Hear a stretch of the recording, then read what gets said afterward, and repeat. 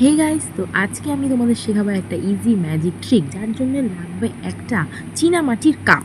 আর কাপটাকে deep ফ্রিজের মধ্যে 1.5-2 ঘন্টার মতো রেখে দিতে হবে, যাতে কাপটা একদম কনকনে ঠান্ডা হয়ে যায়। ঠিক টাইম মতো আমি বের করে নিয়েছি কাপটাকে, আর কাপটা পুরো জমে একদম ঠান্ডা, পুরো চিল। তো কাপের সাথে সাথে লাগবে দেশলাই বাক্সের দুপাশে যেই বারুদের অংশটা, সেটাকে বলে রেড ফসফরাস।